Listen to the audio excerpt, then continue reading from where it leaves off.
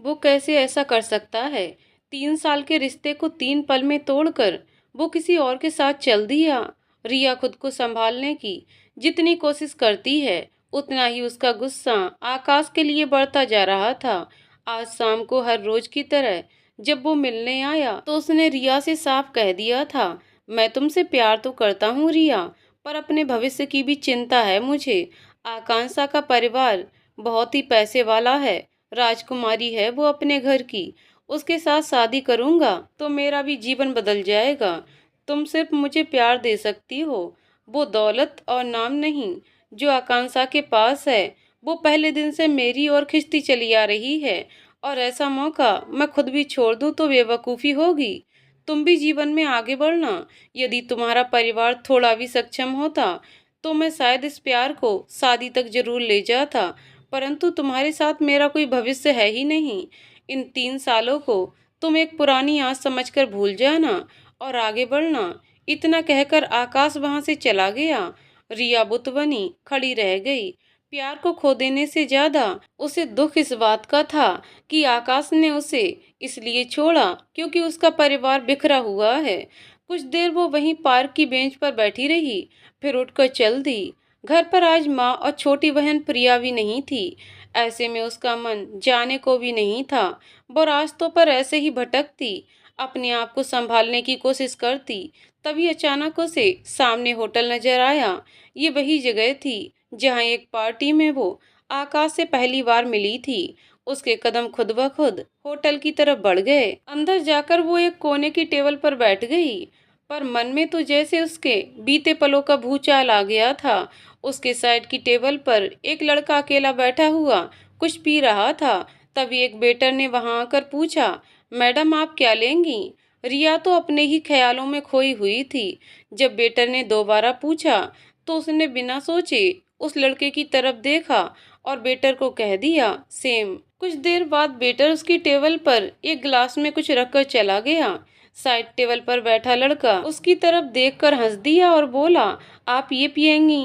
रिया ने गुस्से से कहा, आपको कोई प्रॉब्लम है? लड़का फिर से हंस दिया, लगता नहीं है आपको देखकर कि आप ये पी सकती हैं। रिया जो पहले से ही अपने अंदर तूफान लिए बैठी थी, गिलास उठाकर वो ड्रिंक पी गई। उसे वो ज्यादा पसंद तो नहीं आया, पर लड़के ने जैसे उसे देखकर मजाक उड़ाया, वो उसे और बुरा लग गया था। उसने गुस्से में अपना गिलास खत्म किया और वेटर को बुलाकर कहा, वन मोर प्लीज। लड़का उसे देखकर स्तब्ध था। उसने भी वेटर को बुलाकर कहा, 2 मोर। उन दोनों के बीच जैसे कोई खेल चल रहा था। रिया अपने गुस्से में दूसरा गिलास भी पूरा खत्म कर गई और लड़के की तरफ गुस्से से देखती हुई बिल पे करके जाने लगी। उठते ही उसके कदम लड़खड़ा गए और सिर चकराने लगा। वो गिरने ही वाली थी, तभी उस अजनबी लड़के ने उसे गिरने से बचा लिया और गुस्से से बोला, जब संभाल नहीं सकती तो पीने को किसने कहा था? रिया अब जो होश खोने सी लगी थी, संभल कर आगे बढ़ने के लिए उठी, परंतु तभी ड्रिंक की बेचैनी से उसने वहीं उल्टी कर दी। लड़के के सारे कपड़े खराब हो गए और रिया भी तब तक बेसुध होकर उसकी बाहों में गिर गई। लड़का गुस्से में वेटर को बुलाकर बोला, मेरे लिए इस होटल का सबसे शानदार स्वीट बुक करो, अभी के अभी। 10 मिनट बाद वो रिया को लेकर रूम में आया। रिया को सोफे पर लिटाकर खुद बाथरूम में जाकर नहाने लगा। सारे कपड़े खराब हो चुके थे, उस पर भी ड्रिंक का नशा चढ़ने लगा था, पर वो सोने से पहले खुद को साफ कर लेना चाहता था। जैसे ही वो नहाकर बाहर आया, रूम में उसे फिर से बदबू आने लगी। तभी उसका ध्यान गया कि रिया अब भी वही कपड़े पहनी थी और वैसे ही बेसुध पड़ी थी। लड़के ने, जिसका नाम ऋषभ था, जाकर उसे उठाने की कोशिश की, पर रिया ने कुछ नहीं सुना। ऋषभ ने कुछ और रास्ता न देखकर रिया को सीधे बाथरूम में ले जाकर शावर के नीचे खड़ा कर दिया। सिर पर ठंडा पानी पड़ते ही रिया को कुछ होश आया, परंतु वो खुद को संभाल पाने की स्थिति में नहीं थी। ऋषभ ने उसे झकझोर कर कहा, तुमने खुद की क्या हालत कर ली है? मैं बाहर जाता हूँ, तुम ये कपड़े बदल कर बाहर आ जाना। ऋषभ बाहर रूम में आया और बेड पर जाकर सो गया। उसने भी रिया को उकसाने के चक्कर में कुछ ज्यादा ही पी ली थी। थोड़ा और पानी सिर पे गिरा तो रिया थोड़ा होश में आ गई। उसने शावर बंद किया और कपड़े बदलने के लिए कुछ देखने लगी। वहां सिर्फ एक बाथरोब था जिसे पहनकर वो बाहर आ गई। सिर अब भी घूम रहा था। उसे ज्यादा कुछ समझ नहीं आया। वो आकर बिस्तर पर लेटी और सो गई। सुबह के 10 बजे रिया की नींद खुली। पूरा बदन दर्द से जकड़ रहा था और सिर फटा जा रहा था। उसने आंखें खोली तो देखा वो उस अजनबी लड़के की बाहों में सिमटी हुई थी। वो लड़का अब भी गहरी नींद में सोया था।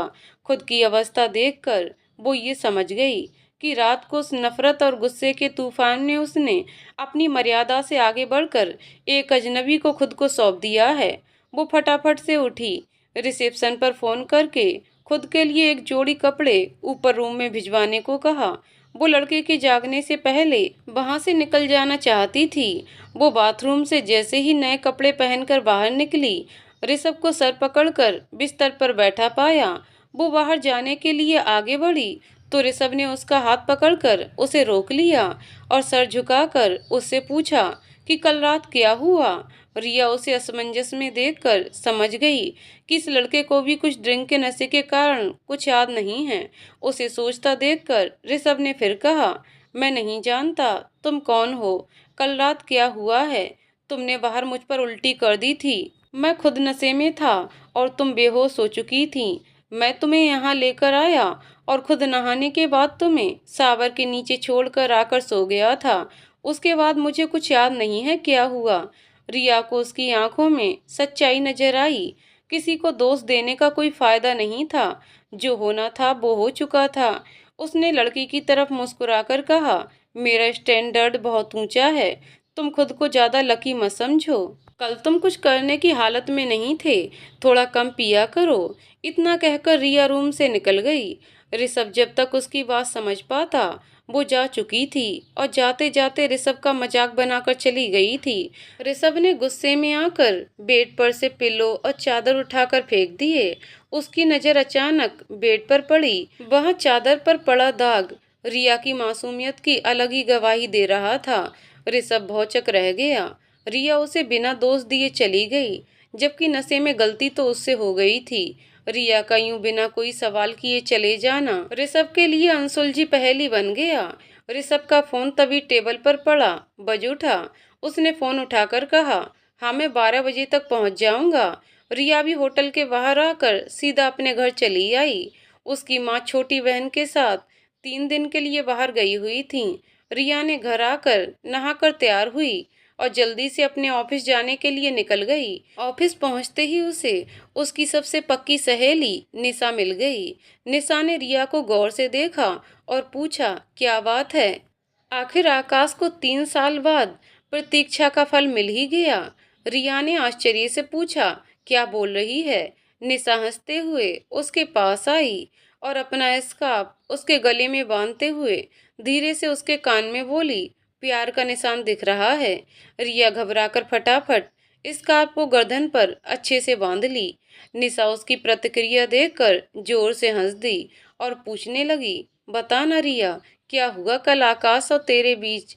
रिया ने निशा को देखा, फिर प्यार से बोली, उस गधे ने मुझे कल लात मार दी है और कोई रईस जादी के पीछे मुझे छोड़कर चला गया है, इसलिए आप ज्यादा दिमाग मत दौड़ाइए। निशा का मुंह खुला का खुला रह गया। 5 मिनट संभलने के बाद वो फिर रिया के पास आकर बोली, तो फिर तेरे गले पर ये निशान कैसे आए?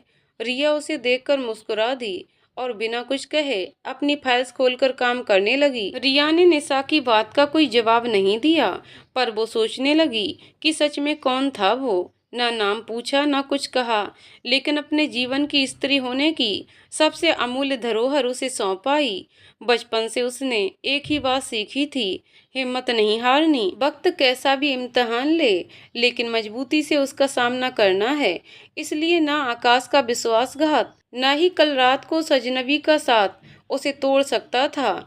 रिया थी ही ऐसी, दिखने में बेहद भोली, नीली गहरी आंखें, कमर तक झूलते रेशमी सीधे बाल, अच्छी कदकाठी, गोरा वर्ण, किसी की भी नजर उस पर देखते ही ठहर जाए।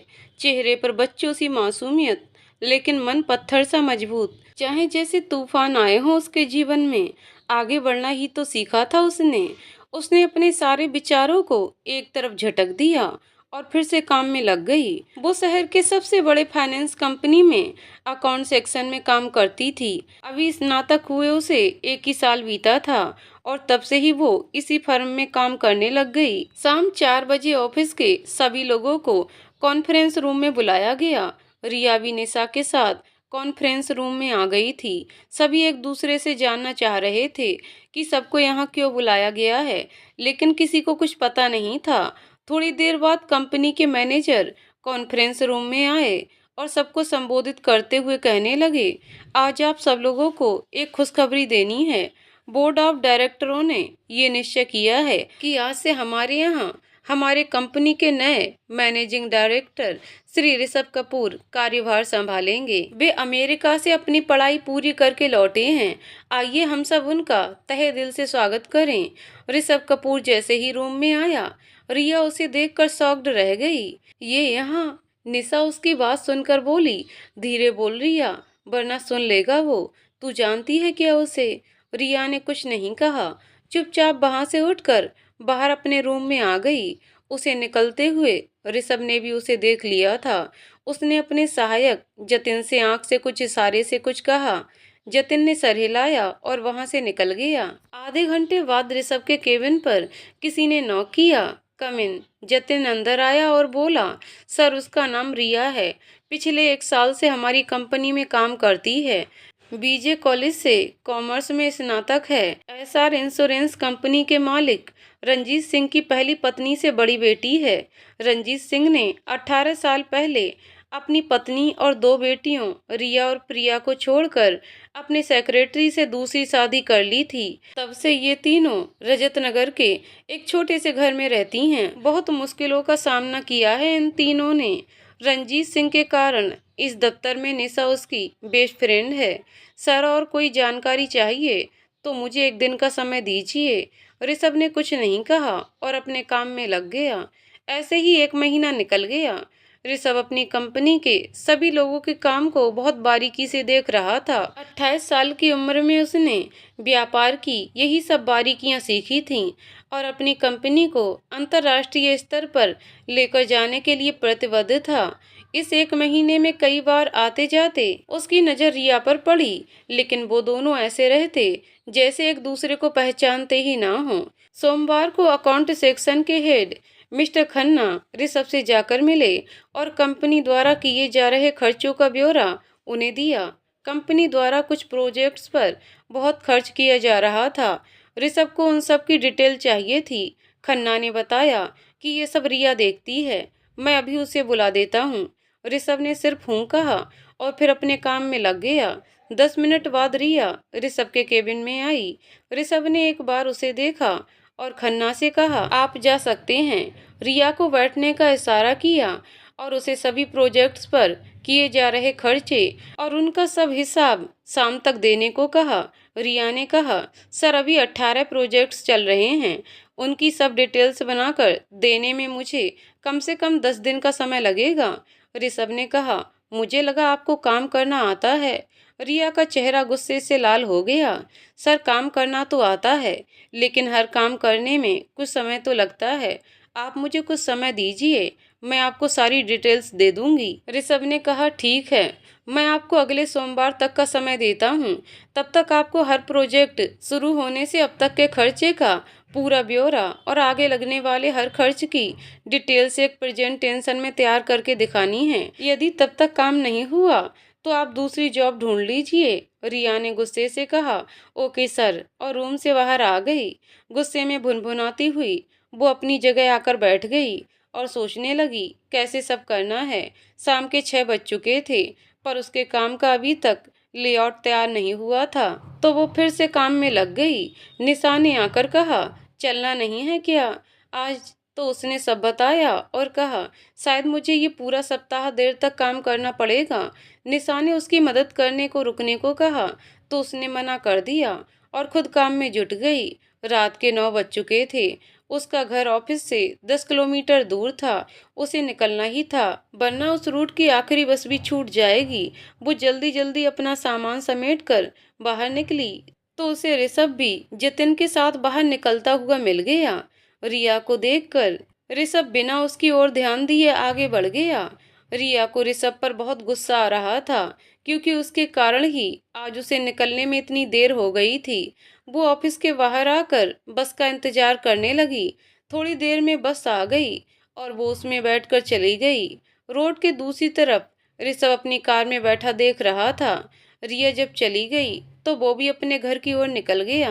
अगले दिन रिया सुबह 8 बजे ही ऑफिस आकर अपने काम में जुट गई और फिर उसी तरह रात के 9 बजे तक काम करती रही। निकलते समय आज फिर उसे ऋषभ और जतिन दिखे, लेकिन वो भी बिना कुछ कहे आगे बढ़ गई और बस स्टॉप पर जाकर बस का इंतजार करने लगी। कल ही की तरह आज भी ऋषभ उसके चले जाने तक रोड के दूसरी तरफ अपनी कार से उसे जाते हुए देखता रहा और फिर अपने घर निकल गया। यही क्रम शनिवार तक चलता रहा। इतने समय में ऋषभ हर दिन ये देख पा रहा था कि रिया अपना काम कितना मन लगाकर करती है।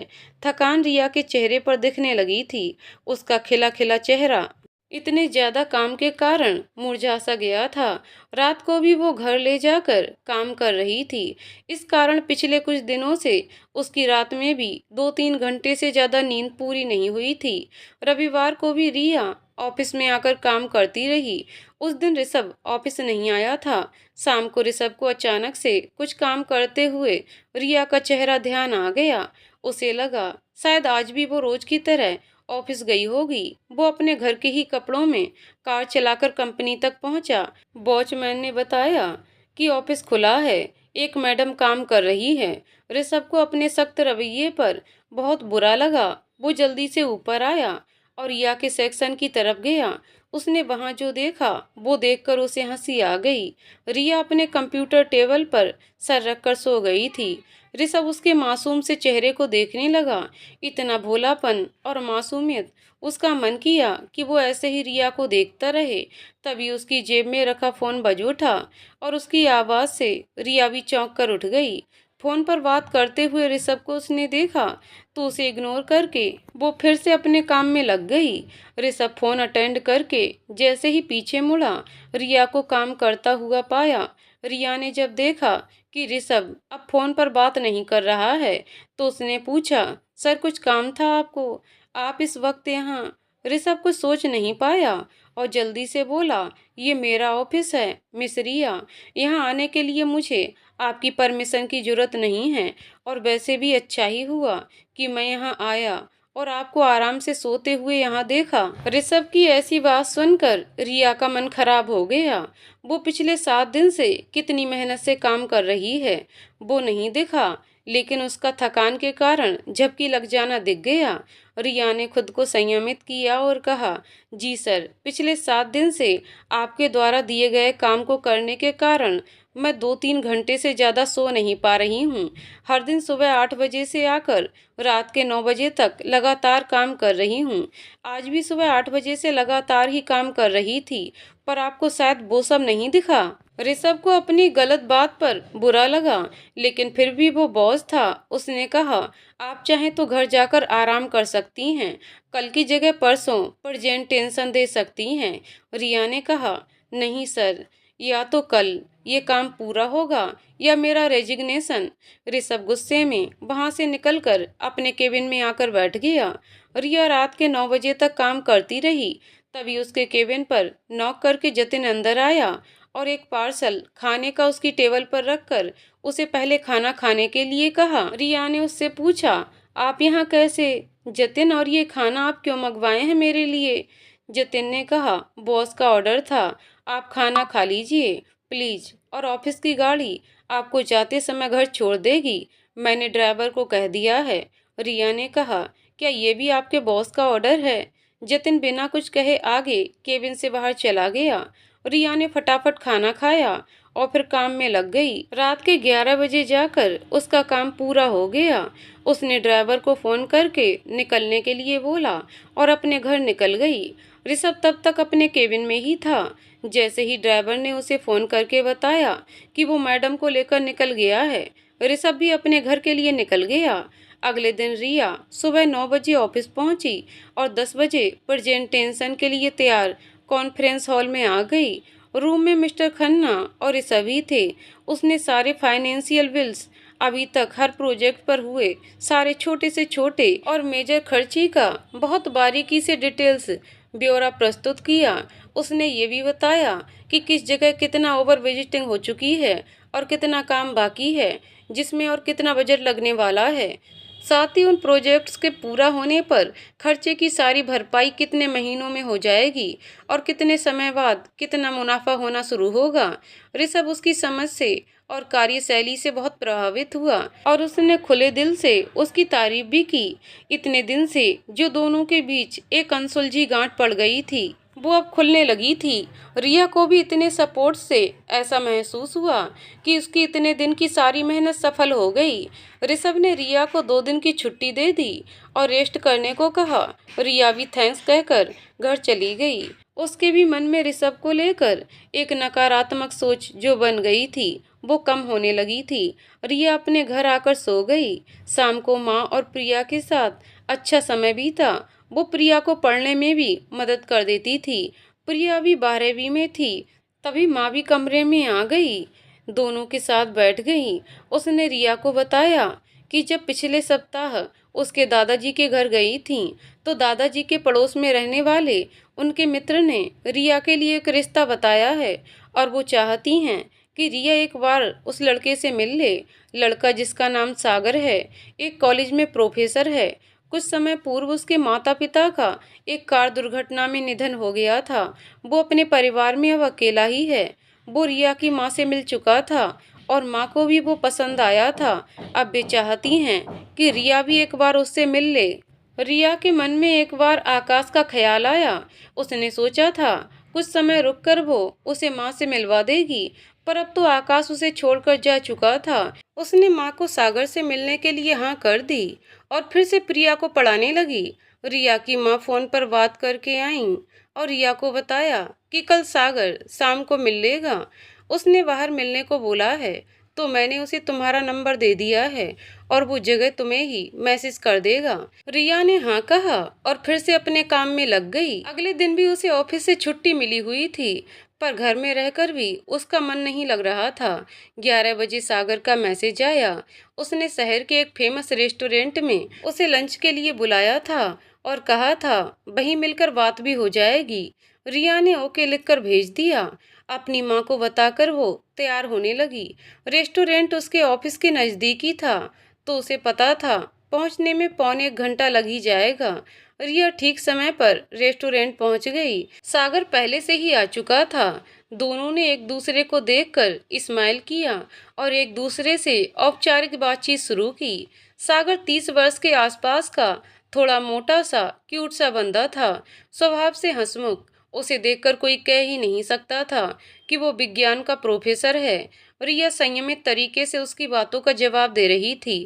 फिर कुछ देर बाद खाना आ गया और दोनों खाना खाने लगे। उनसे थोड़ी दूर ही टेबल पर ऋषभ भी अपने एक क्लाइंट के साथ लंच के लिए इसी रेस्टोरेंट में आया था।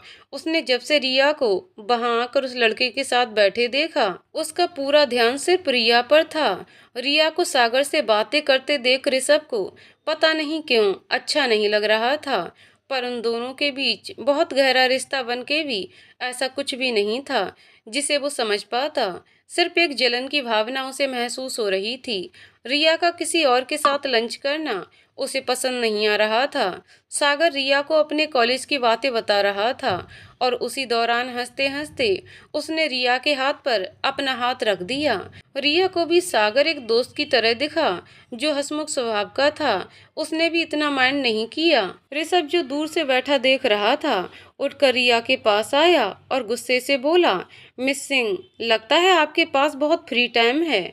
आपकी छुट्टी अभी से कैंसिल। ऑफिस आप अभी के अभी जाकर ज्वाइन करिए, कुछ बहुत जरूरी काम है। ऋषभ को यूं अपने सामने देखकर रिया पहले तो चौंक गई, फिर संभल कर बोली, सर आप यहाँ? सागर ने भी उसी टाइम रिया से पूछा, रिया ये कौन है? रिया कुछ जवाब देती उससे पहले ही ऋषभ बोला, मैं इनका बॉस हूँ, ऋषभ कपूर, और आपकी तारीफ। सागर ने हाथ मिलाने के लिए हाथ आगे बढ़ाया और मुस्कुराकर कहा, हेलो ऋषभ, मेरा नाम सागर है। मैं और रिया डेट पर आए हैं। हम लोगों की फैमिली चाहती है कि जल्द हमारी शादी हो जाए, इसलिए मैं रिया से मिलना चाहता था। ऋषभ ने रिया की तरफ देखा रिया की नज़र जैसे ही ऋषभ से मिली, उसे अपने और ऋषभ के साथ बीते वो लम्हे याद आ गए। ऋषभ ने रिया की तरफ देखते हुए कहा, ओह तो मैं गलत वक्त पर आ गया, लेकिन आज ऑफिस में एक बहुत अर्जेंट मैटर आ गया है और मिस सिंह क्योंकि फाइनेंस डिपार्टमेंट देखती हैं, उसके बिना काम हो नहीं पाएगा। तो यदि आपको बुरा ना लगे तो मैं मिस सिंह को लेकर जाना चाहूँगा। सागर ने रिया का हाथ पकड़ा और मुस्कुराकर कहा, रिया तुमसे मिलकर मुझे बहुत अच्छा लगा। यदि तुम बिजी ना हो तो हम कल शाम को मिलते हैं, मैं तुम्हें तुम्हारे ऑफिस से पिक कर लूँगा। रिया ने ओके कहा और फिर सागर ऋषभ से हाथ मिलाकर बाहर चला गया। रिया को वहीं खोया हुआ खड़ा देखकर ऋषभ ने कहा, चले मिस सिंह। रिया ने ऋषभ की तरफ देखा और पूछा, सर क्या आप मुझे बताएंगे ऐसा क्या जरूरी मैटर आ गया? ऋषभ ने उसकी तरफ देखकर स्माइल किया और बोला, कल के आपके प्रेजेंटेशन में मुझे कुछ पॉइंट्स समझ नहीं आए और जब तक आप वो समझाएंगी नहीं आगे का काम सफर होगा, सो प्लीज। रिया को कुछ अजीब लगा लेकिन उसने कहा, ओके सर, आप ऑफिस चलिए, मैं 10 मिनट में ऑफिस पहुंच जाऊंगी। ऋषभ ने रिया को गुस्से से देखा और कहा, क्यों, मेरे साथ चलने में क्या परेशानी है? मैं भी उसी ऑफिस जा रहा हूँ। रिया असमंजस की स्थिति में थी, उसे ऋषभ का व्यवहार कुछ अजीब लग रहा था। वो बोली, सर प्रॉब्लम तो कुछ नहीं है, लेकिन मैं आपकी एक बहुत मामूली एम्प्लॉय हूँ। आपके साथ जाना आपकी और मेरी दोनों की इमेज के लिए अच्छा नहीं है। आप चलिए, मैं पहुंच जाऊंगी। ऋषभ जो पहले से ही रिया की बेरुखी से गुस्सा था, उसके एकदम नजदीक आकर बोला, इस इमेज की परवाह आपको उस रात तो नहीं थी, फिर आज क्यों है? रिया का चेहरा शर्म से लाल हो गया। वो बोली, सर उस दिन जो कुछ हुआ वो व्यक्तिगत बात थी, पर्सनल मैटर है, आप उसे ऑफिशियल बातों से मिक्स ना करें। ऋषभ बोला, अच्छा तो मैं अब आपको उसी पर्सनल अथॉरिटी से कह रहा हूँ, मेरे साथ चलिए। रिया ने कहा, मेरी पर्सनल लाइफ में आप मेरे कोई नहीं हैं जो आप मुझे ऑर्डर कर रहे हैं। ऋषभ ने कहा, क्या आप इतनी ही जिद्दी हैं? मैंने आपको रिस्पेक्ट के साथ चलने को कहा और आप यहाँ बहस कर रही हैं। ओके, आप ऑफिस पहुँच के मुझे रिपोर्ट करिए। ये कहकर ऋषभ वहाँ से चला गया। रिया भी जल्दी से बाहर निकली, ऑटो लिया और ऑफिस की तरफ निकल गई। रास्ते में उसने माँ को फ़ोन करके बता दिया कि ऑफिस में कुछ ज़रूरी काम है, वो सागर से मिल चुकी है और अब ऑफिस जा रही है। रिया ऑफिस पहुंचकर सीधा ऋषभ के केबिन में गई। ऋषभ पहले ही पहुंच चुका था। उसने रिया को बैठने को कहा और खुद लैपटॉप पर काम करता रहा। आधा घंटा निकल गया। रिया ने बोला, सर यदि आप बिजी हैं तो मैं बाद में आ जाती हूँ।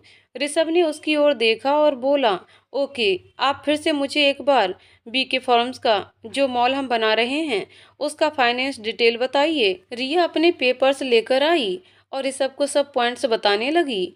फिर बीच बीच में जो भी पॉइंट पर ऋषभ को डाउट था वो पूछता गया। 1 घंटे में सब काम पूरा हो गया और रिया उठकर जाने लगी। तभी उसे बहुत तेज चक्कर आ गया और वो वहीं गिर गई। ऋषभ भागकर रिया के पास गया।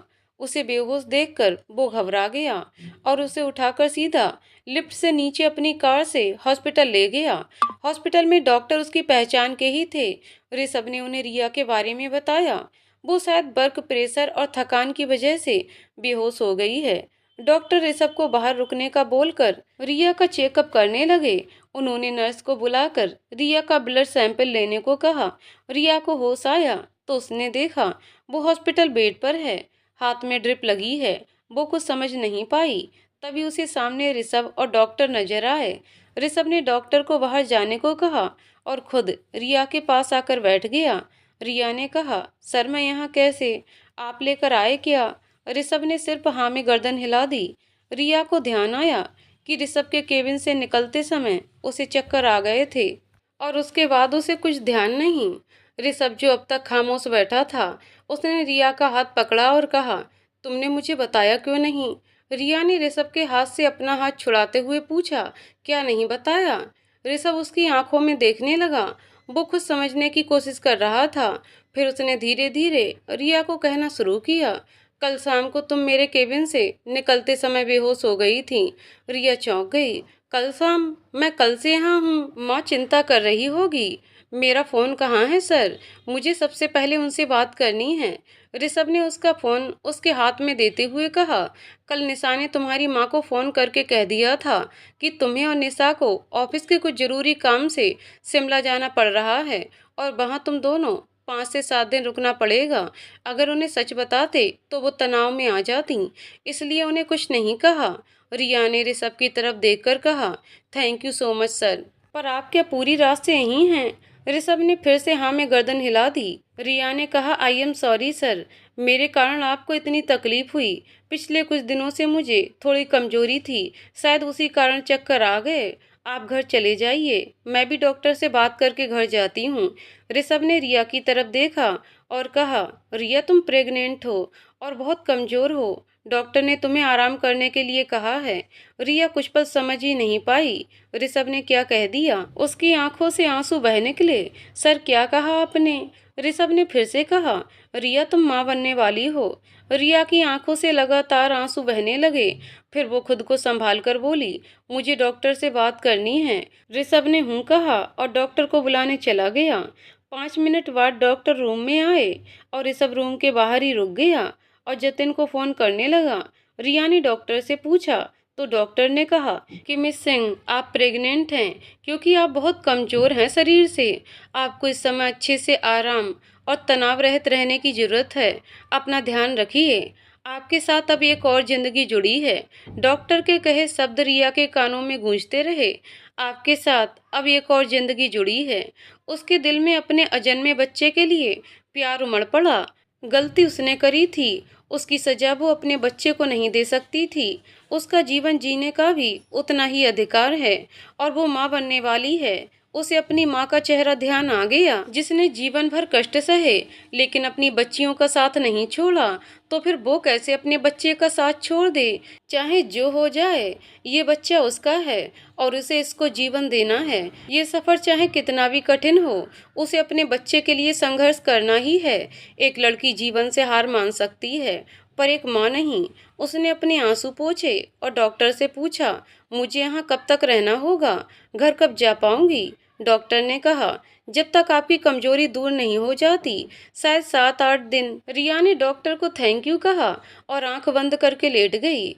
उसका मन बेपरवाह सब दिशाओं में आगे आने वाले जीवन की कल्पना करके भाग रहा था। क्या करना है, कैसे करना है, माँ को क्या कहूंगी आदि। तभी ऋषभ रूम के अंदर आया।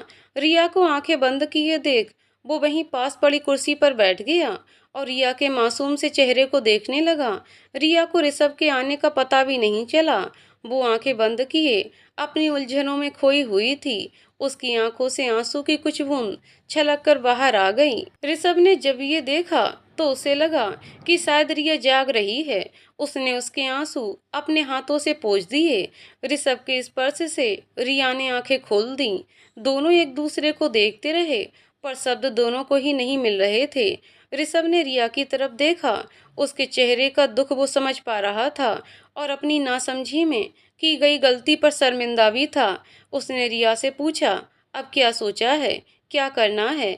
रिया ने कहा, सर आगे क्या करना है ये तो नहीं सोचा, पर हाँ ये जीवन जो मेरे अंदर है उसे भी इस दुनिया में आने का पूरा अधिकार है।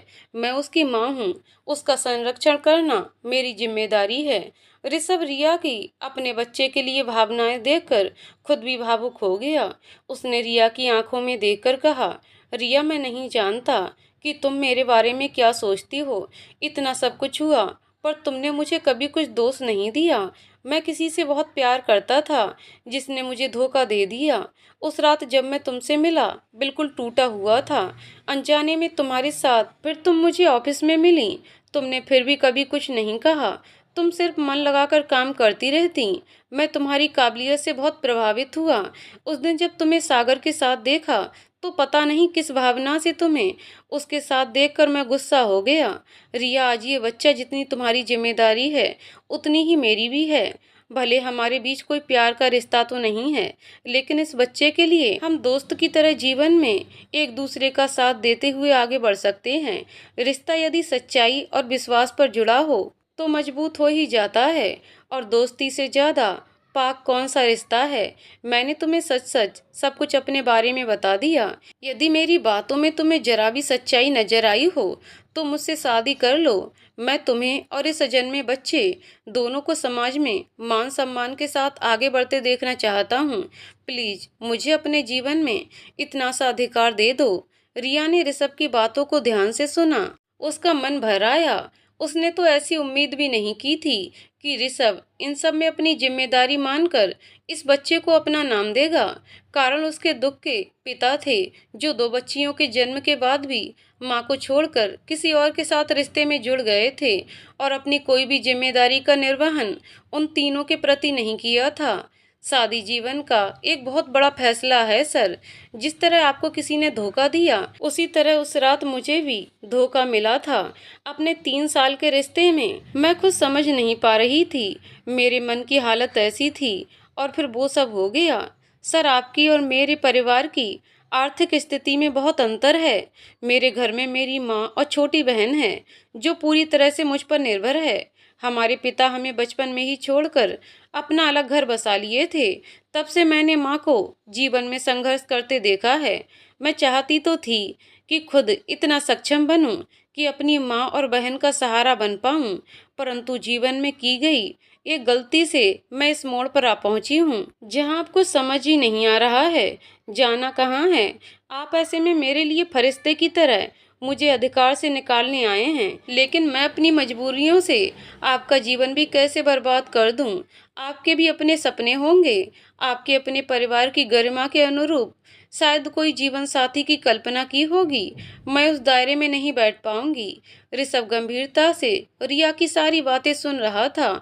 उसने कहा, हाँ, ये सही है कि मेरे परिवार की अपेक्षाएं बहुत अलग हैं, लेकिन मैं वयस्क हूँ, अपने जीवन के निर्णय खुद लेने में सक्षम हूँ। ये भी सही है कि मैं तुमसे प्रभावित हूँ, लेकिन इस रिश्ते में अभी कम से कम प्यार नहीं है। लेकिन हम दोनों समझदार हैं। तुम्हारा अतीत या परिवार मेरे निर्णय का आधार नहीं है। मेरे इस निर्णय के पीछे सिर्फ एक कारण है, ये बच्चा, जो जितना तुम्हारा है उतना ही मेरा भी है। और इस बच्चे को यदि तुम जन्म देने का निर्णय ले रही हो, तो इसकी जिम्मेदारी उठाना और तुम्हें समाज में सम्मानित स्थान के साथ रखना मेरा कर्तव्य है। अंतिम फैसला तुम्हें लेना है। मैं थोड़ी देर कुछ काम से बाहर जा रहा हूँ, तब तक तुम आराम करो। हम दोपहर में इस विषय पर बात करते हैं। इतना कहकर ऋषभ प्यार से रिया के सर पर हाथ फेर कर बाहर चला गया। रिया गहराई तक ऋषभ की कही बात सोचती रही और अंततः उसने निर्णय ले लिया। दोपहर में लंच के समय जतिन और ऋषभ दोनों हॉस्पिटल रूम में आए। कुछ समय बाद ही तीनों के लिए खाना भी आ गया। ऋषभ रिया के बेड के पास आकर उसे बैठने में मदद करके उसके लिए खाना सर्व करने लगा। उसके खाने में सब कुछ पौष्टिक भोजन था। ऋषभ ने वही छोटी बेड टेबल पर उसका खाना लगाकर उसे खाने के लिए कहा और खुद सामने सोफे पर जतिन के साथ खाना खाने लगा। जब सबका खाना हो गया तो रिया ने ऋषभ को अपने पास बुलाकर कहा, सर, मैं आपसे शादी करने के लिए तैयार हूँ। ऋषभ रिया की बात सुनकर मुस्कुरा दिया। उसने जतिन को आंख से कुछ इशारा किया और जतिन वहां से चला गया। ऋषभ ने रिया के प्लेट्स उठाकर साइड में रखे, उसे लेटाकर ब्लैंकेट उड़ा दिया और आराम करने को कहा। खुद वहीं सामने सोफे पर बैठकर लैपटॉप पर काम करने लगा। रिया ने देखा कि ऋषभ ने कुछ नहीं कहा तो वो भी आंख बंद करके लेट गई और थोड़ी देर में उसे नींद आ गई। शाम के 5 बजे के करीब हॉस्पिटल रूम में 3-4 जने आए। उनकी आवाज से रिया की नींद खुल गई। उसने देखा ऋषभ उनसे कुछ बात कर रहा है।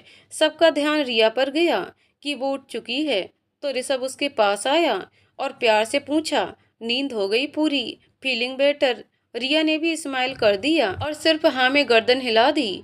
ऋषभ ने कहा, ये मैरिज ब्यूरो से आए हुए ऑफिसर्स हैं। मैंने तुम्हारे जरूरी कागजात जतिन को ऑफिस भेजकर वहां से मंगवा लिए थे। तुम इन पेपर्स पर साइन कर दो। मैंने कर दिए हैं। रिया ने पूछा, क्या है ये पेपर्स? तो ऋषभ ने कहा, हमारी शादी हो रही है। रजिस्टर्ड शादी के लिए पेपर्स पर साइन करने होंगे ना? रिया ने चौंक कर ऋषभ को देखा और पूछा, शादी अभी यहाँ? रिया के चेहरे के भाव देखकर ऋषभ हंस दिया और धीरे से बोला, यदि तुमने अपना विचार न बदला हो तो शादी अभी यहाँ। रिया ने चुपचाप से ऋषभ से पेन लिया और पेपर्स पर साइन करके ऋषभ को दे दिए। ऋषभ ने पेपर्स जतिन को देते हुए कहा, बाकी की फॉर्मेलिटी तुम पूरी करवा लेना और पेपर्स मेरे घर भिजवा देना। जतिन ने मुस्कुराकर ऋषभ को देखा और यस कह दिया। फिर उसने आगे बढ़कर रिया को कहा, कॉन्ग्रेचुलेसन मैडम। कॉन्ग्रेचुलेसन सर, रिया ने बोला। मैडम, जतिन ने उसे स्माइल करते हुए कहा। यस, आज से आप बॉस की वाइफ हैं तो मैडम हुई ना। ऋषभ ने जैसे ही जतिन की तरफ देखा, जतिन बोला, सर मैं चलता हूँ। ये कहकर वो बाकी के लोगों के साथ बाहर निकल गया। ऋषभ ने रिया से पूछा, तो मिसेज कपूर, आप अपनी शादी की पार्टी कैसे मनाना चाहेंगी? ऋषभ ने जब रिया को मिसेज कपूर कहा तो वो हंस दी और बोली, सर मैं रिया ही ठीक हूँ। ऋषभ उसके पास आया और बोला, तुम्हें क्या पता कितनी लड़कियां मिसेज कपूर कहलवाना चाहती थीं। ये तो आपका अब से सरनेम है और मैं अब तुम्हारा सर नहीं हूँ, तो नो सर प्लीज। रिया ऋषभ को इस प्रकार मजाक करते देख कर झेप गई। वो बोली, तो मैं आपको क्या बोलूं फिर? ऋषभ ने कहा, देखो ऑप्शन बहुत सारे हैं और बीवियों की तरह मुझे जान सोना कुछ भी कह सकती हो। रिया ने गुस्से से मुंह फुलाकर कहा, नेवर। ऋषभ हंसते हुए बोला, ओहो संस्कारी बीबी, ओके तो तुम मुझे एजी ओजी सुनोजी कहकर भी बुला सकती हो। वैसे हमारा बेबी जब हो जाएगा तो तुम मुझे मुन्ने के पापा भी कह सकती हो। रिया ऋषभ की मस्ती देखकर गुस्सा होकर बोली, एनफ ऋषभ, आप मेरा मजाक उड़ा रहे हैं। ऋषभ उसके गाल पर प्यार से हाथ फेरकर बोला, यही तो सुनना था, दोस्त हूँ तुम्हारा। दोस्त को कैसे बोलते हैं हक से, नाम लेकर वैसे बोलो। रिया ऋषभ की बात सुनकर खिलखिलाकर हंस दी और उन दोनों के बीच एक नई दोस्ती की शुरुआत हुई। रिया को अच्छे मूड में देखकर ऋषभ ने पूछा, तो अब तो बता दो कैसे सेलिब्रेट करना है? रिया ने कहा, सच में मेरी इच्छा पूरी करोगे? तो ऋषभ ने कहा, जो हुक्म मेरे आका। रिया फिर से हंस दी और बोली, मुझे यहाँ हॉस्पिटल में नहीं रहना, घर जाना है। ऋषभ ने कहा, ओके मैं डॉक्टर से बात करके आता हूँ। थोड़ी देर बाद ऋषभ रूम में आया और बोला, डॉक्टर ने डिस्चार्ज की परमिशन दे दी है, लेकिन उनका कहना है कि तुम बहुत वीक हो और तुम्हें अपनी सेहत का खास ख्याल रखना है। रिया ने कहा, वो तो मैं रख लूंगी, बस यहाँ से बाहर निकलना है। ऋषभ ने कहा, प्रॉमिस करो ध्यान रखोगी पूरी तरह, तो ही यहाँ से लेकर जाऊंगा। रिया ने हाँ में सिर हिला दिया। ऋषभ हंसते हुए बोला, ओके तो आपको घर वेलकम की तैयारी की जाए? रिया ने पूछा, घर वेलकम मतलब? मैं अपने घर जाना चाहती हूँ। ऋषभ ने कहा, हाँ तुम अपने ही घर जा रही हो। रिया ने कहा, ऋषभ मैं अपनी माँ के घर जाना चाहती हूँ। ऋषभ ने कहा, ओह तो तुम सीधा शादी के बाद पीहर जाना चाहती हो, ससुराल नहीं? रिया ने गुस्से से ऋषभ को घूरते हुए कहा, ससुराल पीहर, क्या मजाक कर रहे हो? ऋषभ ने कहा, देखो तुम्हारी माँ को कल ही कहा है कि तुम शिमला गई हो, तो तुम वहां तो जा नहीं सकती ना अभी, तो हमें हमारे घर ही चलना पड़ेगा अभी तो। मेरे मॉम डैड बेंगलोर में ही रहते हैं, यहाँ इस घर में मैं अकेला रहता हूँ। घर में 2-3 सर्वेंट हैं। अब आगे का तुम आके सब अपने हिसाब से देख लेना। रिया अपने ख्यालों में ही कुछ सोचती रही तो ऋषभ ने कहा, रिया चलें या यहीं रुकना है? रिया और ऋषभ दोनों ऋषभ के घर आ गए। ऋषभ का घर बहुत बड़ा था। बाहर बड़ा गार्डन था। घर में नीचे हॉल और डाइनिंग एरिया था। डाइनिंग के पास ही किचन थी। हॉल के एक तरफ गेस्ट रूम बना था। हॉल के बीच से सीढ़ियां ऊपर की तरफ जा रही थीं। ऊपर 2 बेडरूम थे और एक स्टडी रूम था। ऋषभ ने रिया को पूरा घर दिखा दिया और कहा कि वी कंफर्टेबल, ये अब से तुम्हारा घर है। मुझे कुछ काम है, मैं रात तक आ जाऊंगा वापस। रिया ने ओके कहा और ऋषभ वहां से निकल गया। रिया ने पूरा घर देख लिया और ऋषभ के साइड वाले बेडरूम में आकर लेट गई। थोड़ी देर बाद मेड उसके लिए दूध और फल देकर चली गई। रिया ने अपनी माँ को फोन किया। माँ से बात करने का उसका बहुत मन हो रहा था। हेलो माँ, ठीक हो आप लोग? रिया, कहाँ है तू कल से? मैं कितना तनाव में थी। निशा ने फोन करके बोला कि तुम लोग कुछ जरूरी काम से शिमला जा रही हो, पर बेटा तुम मुझे एक फ़ोन खुद नहीं कर सकती थी? ना कुछ सामान लिया, ना कपड़े, ऐसे ही कैसे चली गई शिमला? सागर भी आज शाम को तुझे मिलने वाला था। वो तेरे ऑफिस गया, वहाँ तुम नहीं थी, तो वो घर आया था अभी तुझे डिनर पर ले जाने के लिए। ऐसा कोई करता है क्या बेटा? उसे कम से कम एक फ़ोन तो कर देती। तू तो कभी इतनी लापरवाह नहीं थी। रिया बोली, माँ आप रोको तो, मैं आपके सब सवालों के जवाब देती हूँ ना। सबसे पहले आई एम सॉरी, मेरी गलती है। मुझे आपसे खुद बात करनी चाहिए थी, लेकिन मेरे फ़ोन की बैटरी डाउन हो गई थी, इसलिए निशा को कहा कि आपको इन्फॉर्म करे और मैं बाकी की तैयारी करने लगी। दूसरी बात, ऑफिस की तरफ से यहाँ सब इंतजाम हैं, आप परेशान मत हो। सागर को मुझे फ़ोन करना चाहिए था, वो मैं भूल गई, ये भी मेरी गलती है। आगे से किसी भी काम में ऐसी कोई लापरवाही नहीं होगी। माँ हंस दी और बोली, ठीक है। अब तू ये बता, तू वहाँ आराम से तो है? और जनी है ना तेरे साथ? वापस कब आएगी? तुझे पता है सागर ने तुझसे शादी करने के लिए हाँ कह दी है। तुझे कैसा लगा वो? मैंने तो सोचा था तू कल शाम को जब आएगी तभी तुझसे पूछ लेती, पर तू तो अपने काम में ही उलझ गई। रिया ने संयमित होकर कहा, माँ मैं अगले सप्ताह तक वापस आ जाऊंगी, हो सका तो उससे पहले ही। और रही सागर की बात, तो माँ मैं उससे शादी नहीं कर सकती। मैंने कुछ और फैसला किया है कि आप मेरा साथ दोगी। माँ ने घबराकर पूछा, कैसा फैसला रिया? मैं बेटा सिर्फ तुझे खुश देखना चाहती हूँ, लेकिन तू हम लोगों के लिए यदि अपनी खुशियाँ दांव पर लगाएगी तो ये मुझे मंजूर नहीं है। उसके अलावा मैं तेरे हर फैसले में साथ हूँ। रिया ने कहा, माँ मुझे आपको कुछ बताना है। और फिर उसने आकाश से मिलने, अलग होने और इस सब से कैसे पहली मुलाकात हुई और फिर जो सब कुछ हुआ बता दिया। रिया की बातों से उसकी माँ का दिल बैठ गया। उन्होंने टूटती आवाज में कहा, रिया तू मेरा गुरूर थी, तूने ऐसा कैसे कर लिया और शादी भी कर ली? कम से कम मुझे एक बार सब बताया तो होता। तू अभी कहाँ है? मुझे बता, मैं लेने आती हूँ। रिया ने बताया, मैं ऋषभ के साथ उसके घर आ चुकी हूँ और वो अभी बाहर गए हैं। माँ मैं आपसे कुछ भी छुपाना नहीं चाहती, पर उस रात जो हुआ मैं उसे भूलकर आगे बढ़ना चाहती थी, क्योंकि मेरी दुनिया तो आप हो प्रिया है। लेकिन आज जब मैं खुद इस दोराहे पर पहुंच गई जहां मुझे अपने बच्चे के लिए सोचना था, उसके भविष्य के लिए, तो मैंने अपना मन पक्का करके ये निर्णय ले लिया। मैं जानती हूँ कि आप मुझसे नाराज होंगे, लेकिन मेरे पास इस स्थिति में और कोई रास्ता भी नहीं था। ऋषभ ने आगे बढ़कर मेरा हाथ थामा। ये उनकी अच्छाई है, मैं तो इन सब में उन्हें भी जिम्मेदार नहीं मानती। मैं आपसे मिलने कल घर आ जाऊंगी। रिया की माँ को इन सब बातों से गहरा सदमा लगा था, वो कुछ कह ही नहीं पाई। उन्होंने फोन रख दिया। रिया ने 2-3 बार फोन मिलाया, पर जब किसी ने नहीं उठाया तो उसे रोना आने लगा। हमेशा मजबूती से हर परिस्थिति से लड़ने वाली रिया कमजोर पड़ने लगी थी, क्योंकि उसका हौसला उसकी माँ ही थी और वो अभी उसकी ही नाराजगी का कारण बन गई थी। रिया ने घड़ी में समय देखा, रात के 8 बजे थे। उसके पास तो ऋषभ का फोन नंबर भी नहीं था और वो उसके आने तक इंतजार नहीं कर सकती थी। उसने नीचे आकर मेड को कहा कि ऋषभ आए तो उसे बता देना, कुछ जरूरी काम आ गया है, इसलिए मैं अपनी माँ के घर जा रही हूँ। रिया जल्दी से कैब बुक करके घर से निकल गई। इधर 9 बजे जब ऋषभ बहुत सारा सामान लेकर घर आया तो उसे मेड से पता चला कि रिया अपनी माँ के घर चली गई है। वो सीधा अपनी कार में बैठा, जतिन को फोन कर रिया की माँ के घर का एड्रेस लिया और उसके घर जाने के लिए निकल गया। रिया अपने घर पहुंच चुकी थी। प्रिया को भी अब सब बातों का पता चल चुका था। सब हॉल में चुपचाप बैठे थे। उनकी माँ चुप हो गई थी, किसी से कुछ भी नहीं कह रही थी। रिया ने बहुत कोशिश की उससे बात करने की, पर उनकी आंखों में सिर्फ आंसू बहते रहे और वो एक शब्द भी नहीं बोली।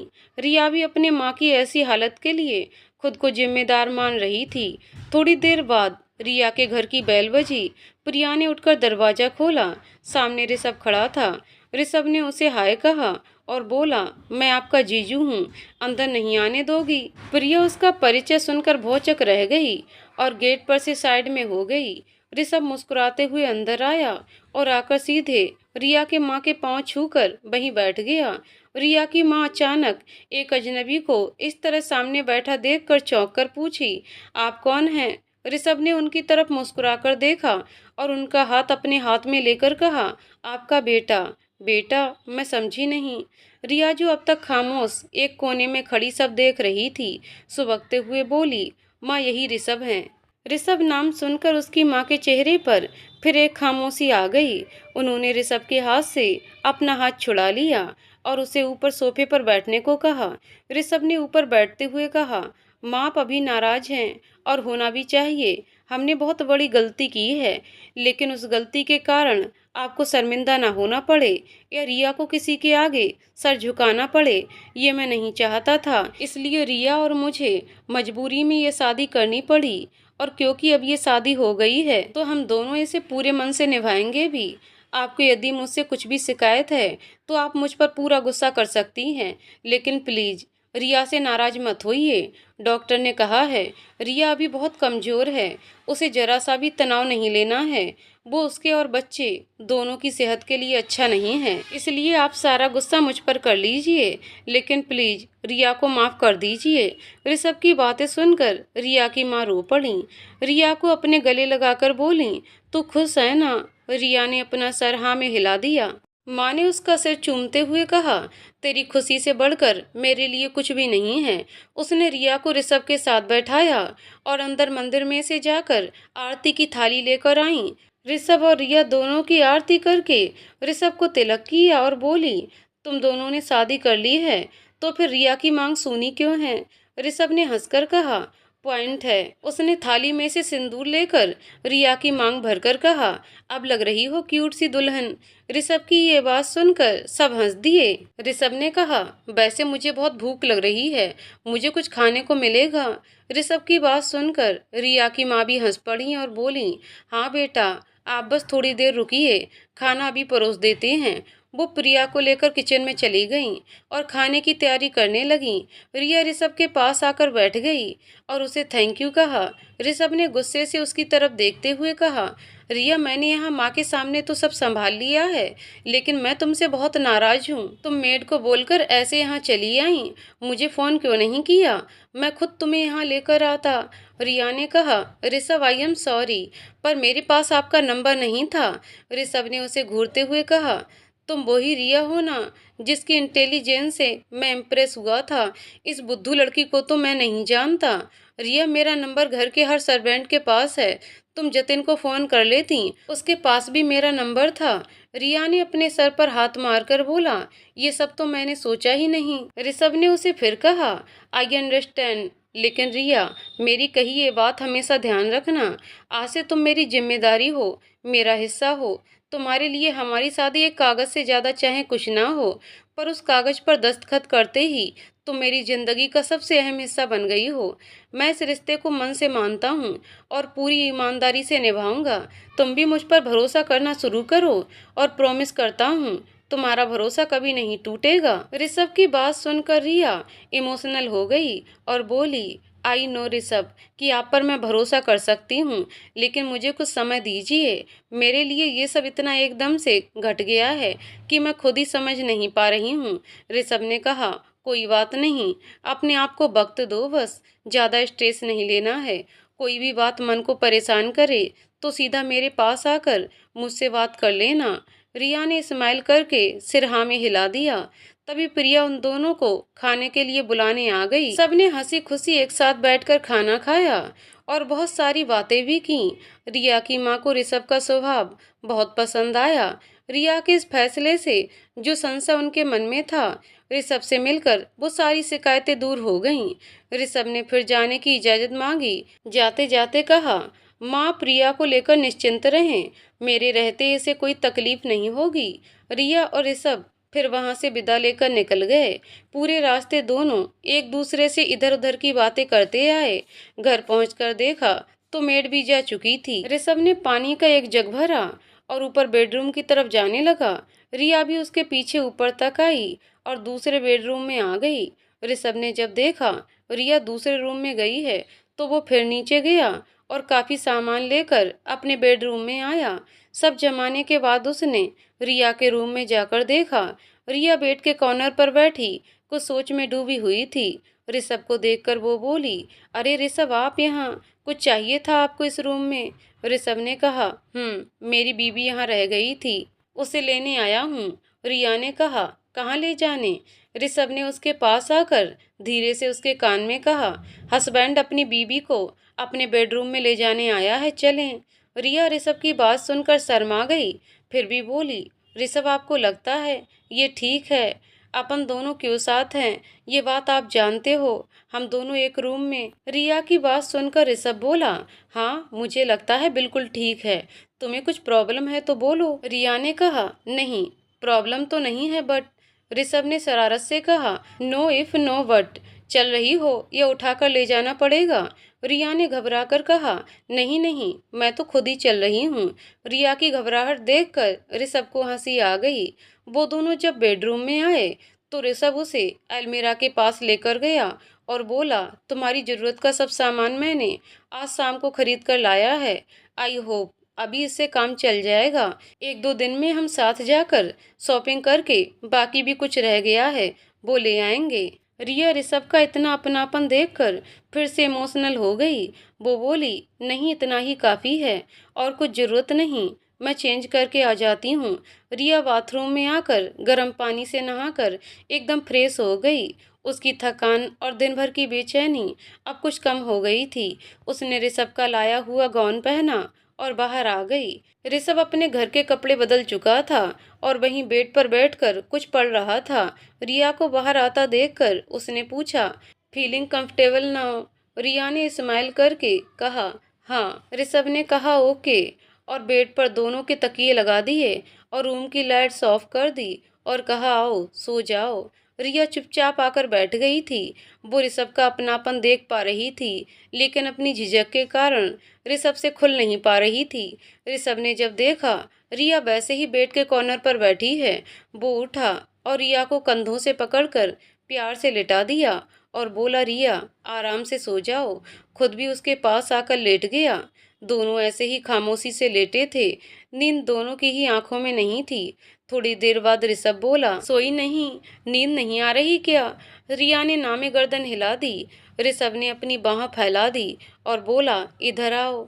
रिया कुछ संकोच से उसकी तरफ आई। ऋषभ ने उसे अपनी बाहों में भरकर उसके माथे को प्यार से चूमा और कहा, सो जाओ, और प्यार से उसे थपकी देकर सुलाने लगा। दिन भर की थकान थी या ऋषभ की बाहों का सुकून। रिया थोड़ी देर में ही गहरी नींद में सो गई। ऋषभ ने जब देखा कि वो सो चुकी है, धीरे से उसके माथे को फिर से चूम लिया। उसके भोले से चेहरे को देखकर प्यार से मुस्कुराकर मन में कहा, पागल लड़की, सब कुछ अकेले सहना है इसे। उसे अच्छे से ब्लैंकेट ओढ़ाकर ऋषभ भी रिया को बाहों में लिए सो गया। ये दोनों की जिंदगी की एक नई शुरुआत थी। ऋषभ ने जहां इस रिश्ते को पूरी तरह से मन से स्वीकार कर लिया था, रिया ने ऋषभ में एक दोस्त तो पा लिया था, लेकिन ऋषभ के अपनेपन के प्रत्युत्तर में वो अपनी भावनाएं व्यक्त नहीं कर पा रही थी। सुबह 7 बजे अलार्म बजा तो दोनों की नींद खुल गई। रिया ने देखा वो अब भी ऋषभ की बाह का तकिया बनाकर उसके आगोश में लिपट कर सोई हुई है। वो अपनी ऐसी बेवकूफ़ी पर खुद ही शर्मा गई और जल्दी से उठने लगी। ऋषभ ने उसे अपने दूसरे हाथ से पकड़कर फिर से अपने पास लिटा लिया और धीरे से आंखें खोलकर बोला, good morning Mrs Kapoor. Rishabh की बात सुनकर रिया शर्म से लाल हो गई। उसने धीमे से कहा, गुड मॉर्निंग। ऋषभ ने उसे बाहों में कसकर जकड़ते हुए कहा, शादी की रात के बाद पहली सुबह इतना फीका फीका गुड मॉर्निंग। रिया उसे आंखें बड़ी करके देखने लगी। ऋषभ उसका रिएक्शन देखकर हंस दिया और प्यार से उसके गाल पर किस करके बोला, गुड मॉर्निंग ऐसे करते हैं। रिया के दिल की धड़कन बढ़ गई। वो घबरा कर बोली, लेकिन आपने तो कहा था हम दोस्त हैं।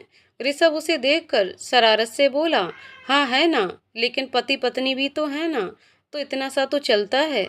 इतना कहकर वो उठ गया और बोला, धीरे धीरे हमें आपको सब सिखाना पड़ेगा। हमारी बीबी हिसाब में तो बहुत पक्की है, लेकिन बाकी मामलों में अनाड़ी है। रिया ने गुस्से में मुंह फुला लिया और ऋषभ को तकिए से मारते हुए बोली, क्या मिलता है मेरा मजाक उड़ाकर? जब देखो मुझे चिढ़ाते रहते हो। ऋषभ खिलखिलाकर हंस दिया और बोला, अच्छा लगता है किसी पर हक जमाना? पहली बार शादी की है ना, अपनी बीवी को थोड़ा तो परेशान कर ही सकता हूँ। रिया गुस्से में उठकर दूसरे तकिए से भी मारने लगी तो ऋषभ भागकर बाथरूम में घुस गया और गेट बंद कर लिया। ऋषभ फ्रेश होकर नहाकर जब बाहर आया तब तक रिया बेडरूम को अरेंज करके नीचे जा चुकी थी। ऋषभ भी ऑफिस जाने के लिए तैयार होकर नीचे आ गया। उसने देखा रिया डाइनिंग टेबल पर न्यूज़पेपर पढ़ रही थी। वो उसी के पास आकर बैठ गया। रिया ने पूछा, ब्रेकफास्ट लगवा दूं? ऋषभ ने हाँ कहा तो रिया ने मेड को आवाज लगाकर नाश्ता लगाने को बोला। गर्मा गर्म इडली सांभर देखकर रिया भी पेपर को साइड में रखकर नाश्ता करने लगी। उसे आराम से खाते देखकर ऋषभ को भी अच्छा लगा। तभी अचानक से उसे कुछ ध्यान आया। उसने रिया से उसका फोन मांगा और उसमें अपना नंबर सेव करके रिया को फोन दे दिया और कहा, कुछ भी दिक्कत लगे तो मुझे फोन करना। रिया ने ऋषभ की तरफ देखकर पूछा, ऋषभ क्या मैं फिर से ऑफिस ज्वाइन कर सकती हूँ? ऋषभ कुछ सोचकर बोला, ऑफ कोर्स कर सकती हो, लेकिन पहले 7-8 दिन रेस्ट करो। फिर यदि डॉक्टर बोलेंगे कि हाँ तुम ठीक हो तो तुम उसके बाद ऑफिस ज्वाइन कर सकती हो। रिया ने खुश होकर ऋषभ को थैंक्स कहा और फिर से बोली, लेकिन ऋषभ मैं ऑफिस में अभी किसी को हमारी शादी के बारे में बताना नहीं चाहती। क्या हम ऐसा कर सकते हैं? ऋषभ नाश्ता खत्म कर चुका था। वो हंसकर बोला, क्यों, एम आई नॉट हस्बैंड कि तुम अपने फ्रेंड्स को बता सको कि ये मेरे पति हैं? रिया ने जल्दी से कहा, नहीं नहीं वो बात नहीं है, बस कुछ टाइम चाहिए उसके बाद। ऋषभ ने कहा, ओके, जैसे तुम खुश हो, मुझे कोई प्रॉब्लम नहीं है, चलता हूँ, शाम को 6 बजे तक आ जाऊँगा। तुम भी दिन में अपना ध्यान रखना, अच्छे से खाना खाना और रेस्ट करना। मैं लंच टाइम पर फोन करूँगा। ऋषभ रिया को बाय बोलकर चला गया। रिया उठकर गेट तक आई और ऋषभ को गाड़ी में बैठकर जाते हुए देखने लगी।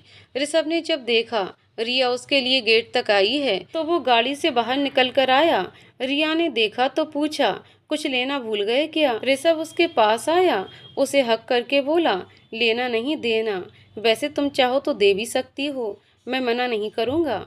और धीरे से रिया के बालों में हाथ फेर कर उसके माथे को चूम कर जाने लगा। रिया ने जाते जाते ऋषभ का हाथ पकड़ लिया। ऋषभ ने पीछे मुड़कर देखा तो रिया ने मुस्कुराकर कहा, लंच टाइम पर करना और घर जल्दी आना। रिया की तरफ से इतनी सी पहल भी ऋषभ के दिल को खुशियों से भर गई। वो हाँ बोलकर निकल गया। रिया भी अपने रूम में आकर नहाने चली गई। ऋषभ ने उसके लिए बहुत सारे प्रकार के कपड़े लाए थे। उन्हीं में से उसने एक डार्क पिंक साड़ी निकालकर पहन ली। डीप बैक स्लीवलेस ब्लाउज और खुले पल्लू की साड़ी पहनकर रिया ने आंखों में गहरा काजल लगाया और बालों को सीधा ही खुला छोड़ दिया। तैयार होते समय उसका ध्यान अपनी मांग पर गया। रिया ने खुद ही घर के मंदिर से सिंदूर लेकर अपनी मांग में लगा लिया और माथे पर उसी से छोटी सी बिंदी। रिया का चेहरा जो दूध की तरह गोरा था, इतने से श्रृंगार से और चमक उठा। रिया अपने फोन में ही एक बुक पढ़ने लगी। दोपहर में मेड आकर उसे लंच के लिए बुलाया। घर में 3 सर्वेंट थे, एक वॉचमैन निर्मल काका, एक घर का सब काम करने के लिए सुजाता आंटी और एक खाना बनाने वाली नीलम दीदी। रिया की पहचान कल ही ऋषभ ने सबसे करवा दी थी। रिया भी अब उनके साथ कंफर्टेबल हो गई थी। खाना खाकर वो जब ऊपर आई तो उसने सोचा थोड़ी देर सो जाती हूँ। जैसे ही ब्लैंकेट ओढ़कर वो लेटने लगी, उसका फोन बज उठा। उसने देखा फोन पर नाम ब्लिंक हो रहा था, मुन्ने के पापा। रिया को वो नाम देखकर हंसी आ गई। उसने हंसते हुए फोन उठाया और बोली, हाय मुन्ने के पापा। दूसरी तरफ ऋषभ भी हंस दिया। उसे ध्यान आया कि उसने सुबह अपना नंबर रिया के फोन में इसी नाम से सेव किया था। वो हंसकर बोला, मुन्ने की मम्मी, आपने खाना अच्छे से खाया? रिया गुस्सा होकर बोली, ये क्या है, क्यों चिढ़ा रहे हो आप मुझे? ऋषभ बोला, क्यों, अगर मैं मुन्ने का पापा हूँ तो तुम मुन्ने की मम्मी हुई ना। रिया ने गुस्सा करते हुए कहा, ऋषभ। ऋषभ हंसते हुए बोला, अच्छा बाबा, नहीं चिल्लाऊंगा। अब ये बताओ खाना खाया अच्छे से? रिया ने कहा, मैंने खाया, आपने खाया? ऋषभ ने कहा, हाँ मैंने भी जस्ट अभी लंच फिनिश किया है। तुम घर में बोर तो नहीं हो रही? रिया ने कहा, नहीं, अभी तो मैं सोने जा रही थी। ऋषभ ने कहा, अच्छा तो मैं आ जाऊं? तुम्हें नींद नहीं आई तो कल रात की तरह सुला दूंगा। रिया ऋषभ की बात सुनकर शर्मा गई और उसे ध्यान आया कि किस तरह कल पूरी रात वो ऋषभ की बाहों में सोई थी। उसने कहा, नो मिस्टर ऋषभ कपूर, आप अपना काम करिए, हम खुद सो जाएंगे। ऋषभ ने कहा, हाउ बोरिंग। यदि तुम मुझे ऐसा कहती कि मुझे अपनी बाहों में भरकर प्यार से सुलाओगी तो मैं तो सब काम छोड़कर भाग के आ जाता। रिया ऋषभ की बात सुनकर जोर से हंस दी और बोली, जब देखो मस्ती सूझती है आपको, जल्दी से काम फिनिश करो और आ जाओ। ऋषभ ने हंसते हुए उसे बाय कहा और बोला, 6 बजे बंदा घर पहुंच जाएगा अपनी बीवी की खिदमत में। रिया ने भी बाय बोलकर फोन रख दिया। शाम को ऋषभ वक्त पर घर आ गया।